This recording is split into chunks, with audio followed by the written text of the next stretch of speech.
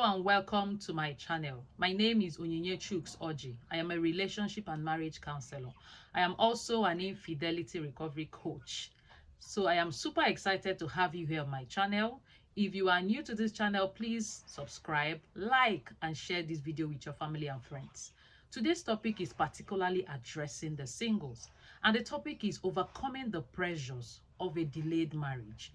Overcoming the pressures of delayed marriage. If you have singles in your circle, in your community, do well to get them to watch this video, especially if they are getting to a certain age and everybody is demanding and expecting that they should be married.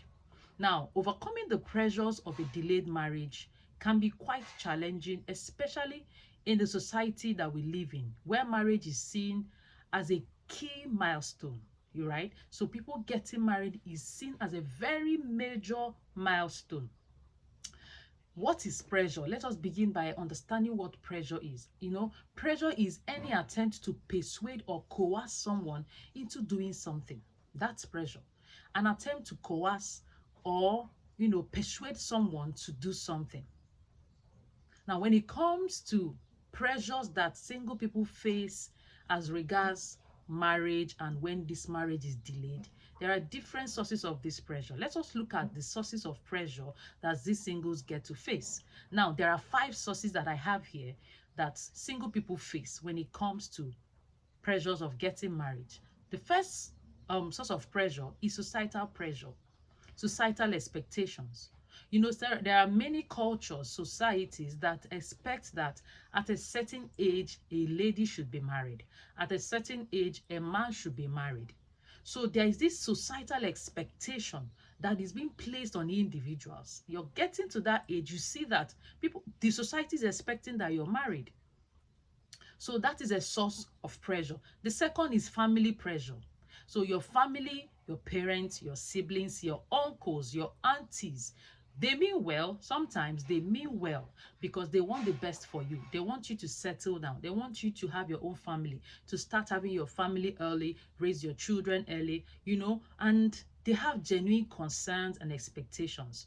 But then they are putting pressure on you. So when you go home, some people don't want to go home because once you go home now, your mother is going to start asking you, so when are you bringing a man home? You're going to do asoebi for your friends, and they're asking, how many asoebi have you done so far? When are they going to do yours?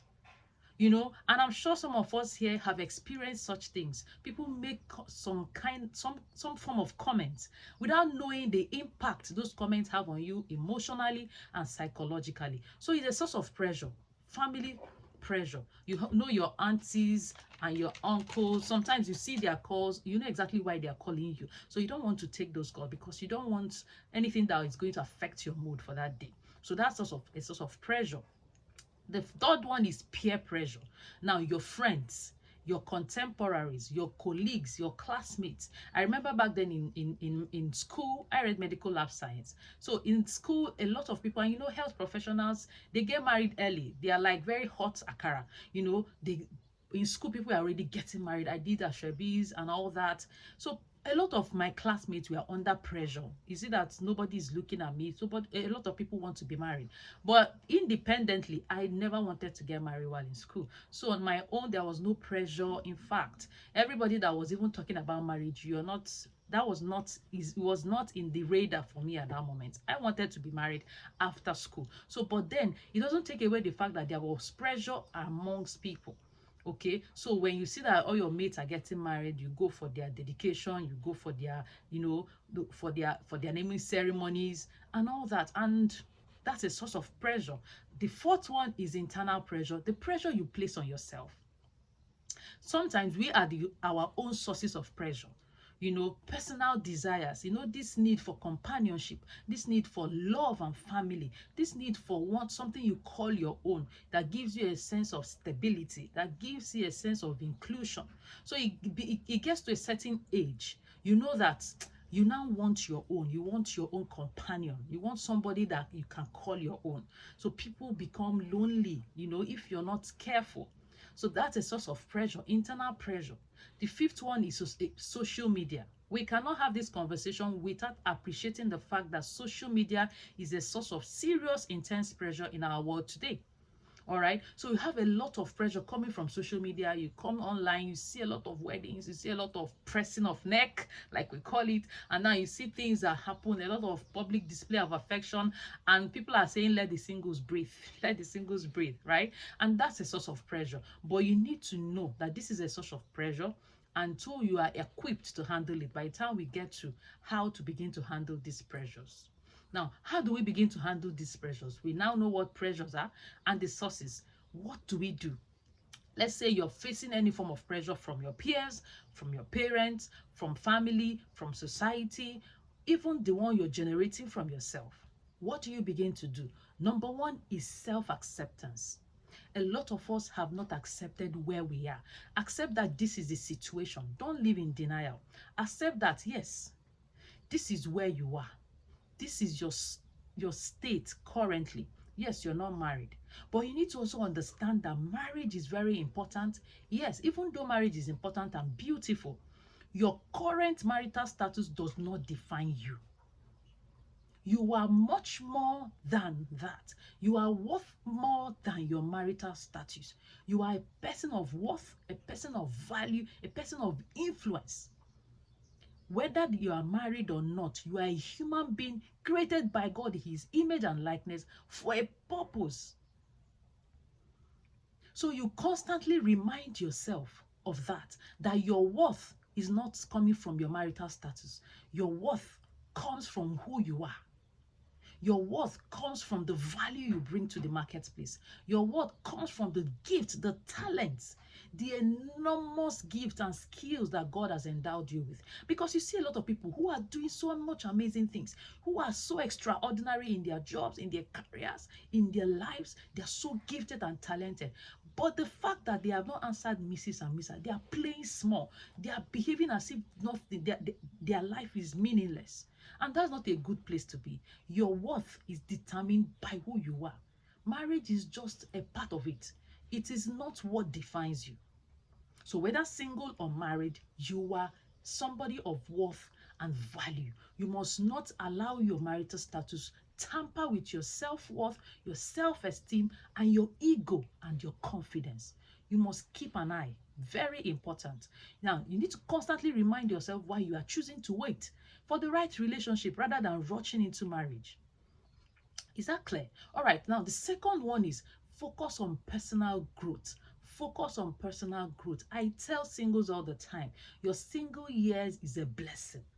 It's not a curse. It is a blessing. You see, it is a phase that we go. You can't get it back. You're going to get married, but this phase you are going to enjoy it. You're going to maximize it, and you're going to live out your full potential.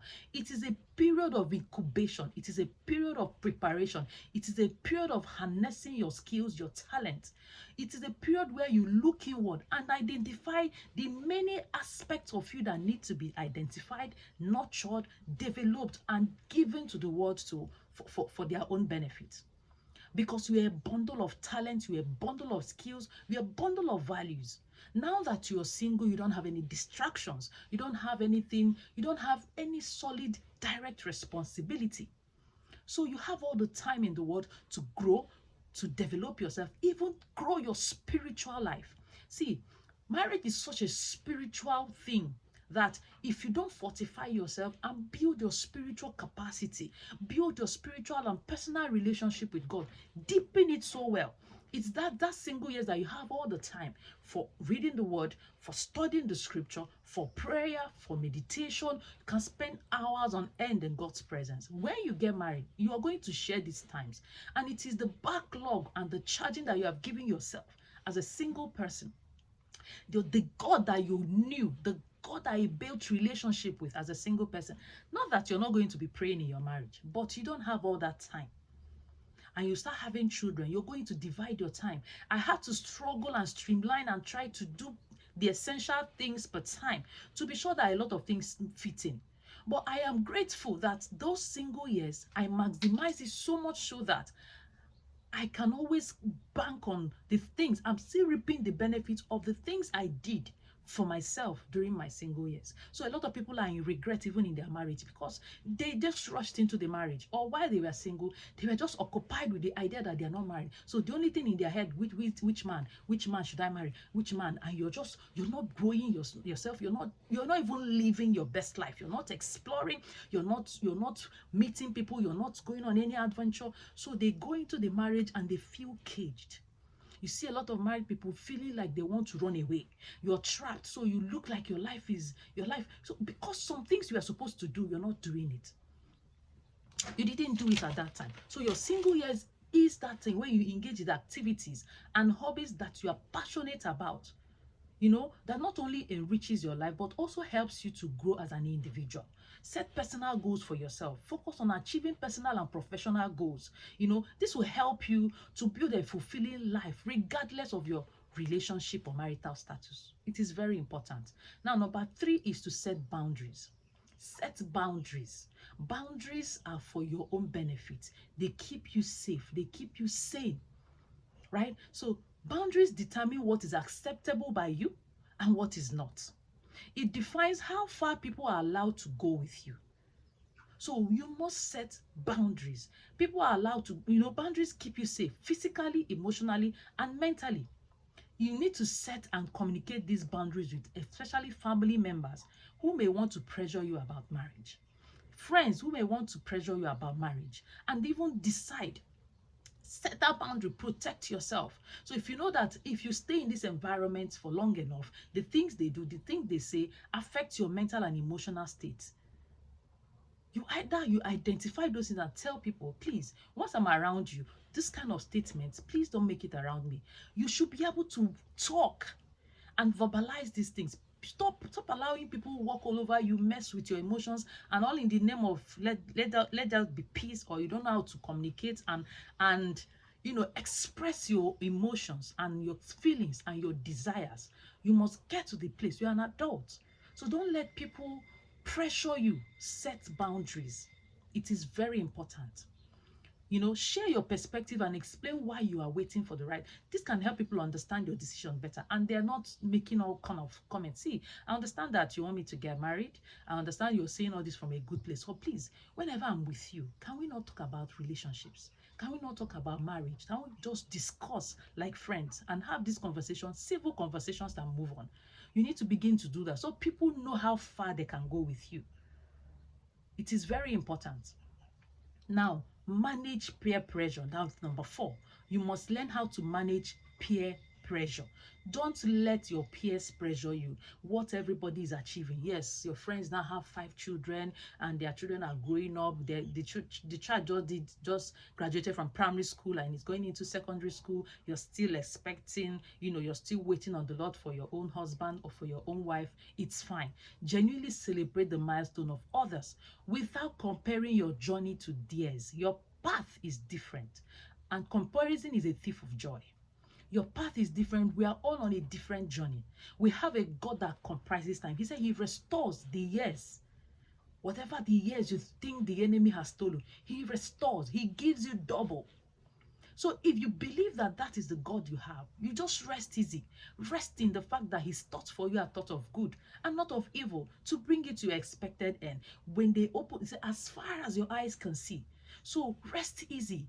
Be okay, be happy, genuinely celebrate people. Avoid being jealous or envious of their goal, because that's putting you in a spiritual place that you're going to even try to prevent yourself from achieving the blessings that God is bringing your way. Don't be your own stumbling block. Genuinely celebrate people. Focus on your journey. Remind yourself that your timeline is perfect. You have a God who is never late. His timing is perfect. God is not late. God is not late. So your timing is perfect. The 5th one is lean on faith. Lean on faith in God. Lean on faith in God. See, I am a person of faith.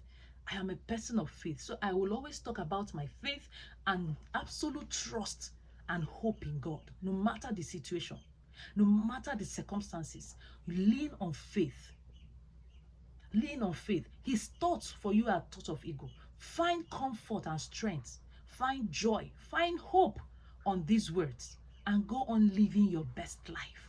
Go on living your best life. Learn to live in the moment. Learn to live in the moment. This is the moment you are sure of. The next moment you're not sure of it.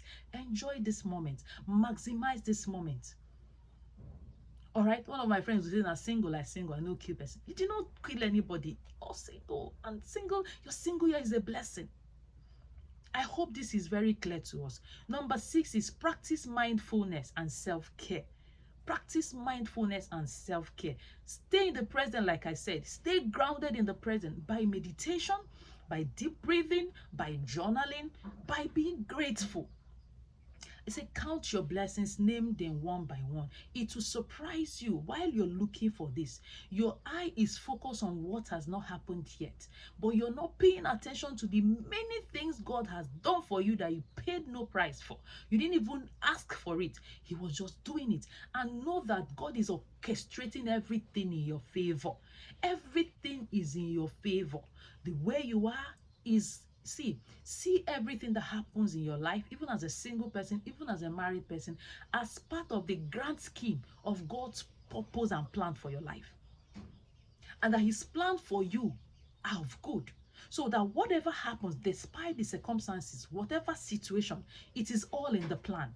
It is all leading me up to the big plan, to the big purpose, to the big thing that God has in store for me. Everything I go through is leading me. None is a derailing, none is a distraction, none is a deflection. It is all in the plan. You see, this mindset will help you to remain joyful, to remain grateful, and it opens you up to a lot of growth that has to happen in you.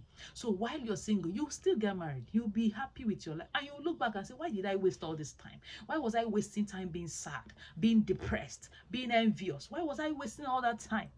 So it is very important. Number 7 is build supportive network. See, we live in a society that is trying to make it look like people are their own problems. We are a social being. Man is a social being. We are not created to do life in isolation. We do life in communities. You need to create a supportive network. Say, yes, people are bad. There are good people. There are good people. There are people that would speak words of faith in your life, words of positivity, words of that will edify you, that will help you through your struggles. You know, sometimes single people, when they feel like they're not achieving marriage and all that, they isolate themselves.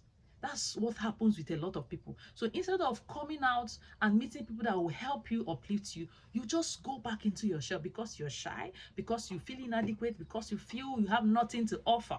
So you disappear. And that's why sadness, depression, the devil will just possess you and kill you in the real sense of it. Depression happens when you are all by yourself. Deep sadness happens, resentment, all those things happen at that place, and you cannot live your full potential in such a state of mind. So surround yourself with people who love you genuinely, who know what you're going through, and who will always be there to speak life into your life. Number 8 is embrace your singleness. Just embrace it. Enjoy the benefit that come with being single. Travel, learn new skills, explore new experiences, find purpose and meaning through your passion and relationship. See, you're going to get married. That's a fact. Even if you don't get married, you're still a human being that will live a life, fulfilling life, bringing joy and gladness to the kingdom of heaven. At the end of the day, your life will have meaning. Your life will have purpose. So I hope this speaks to someone. I hope this helps you to understand how to overcome the pressures of a delayed marriage. Marriage is a beautiful thing, but while we wait for the marriage, we are going to live. We're not going to stop living. We're not going to shortchange ourselves. We are going to live life to the fullest because God brought us here for a purpose. Marriage is one side. It's a part of it. So even while we are married, we are still going to try as much as possible to live out the purpose and the plan of God for our lives. May the Lord help us all. And as a single person, may the Lord help you to find that which you're looking for. So have an amazing day. Thank you for being here. I would like to hear your comments, your questions, if you have any, on the comment section, and whatever you think, okay, whatever stood out for you in this video, I'd like to hear your thoughts. Any contributions as well, I'd like to hear it. Thank you, and don't forget to subscribe to this channel, to like, and also share this video. Have an amazing day. Bye.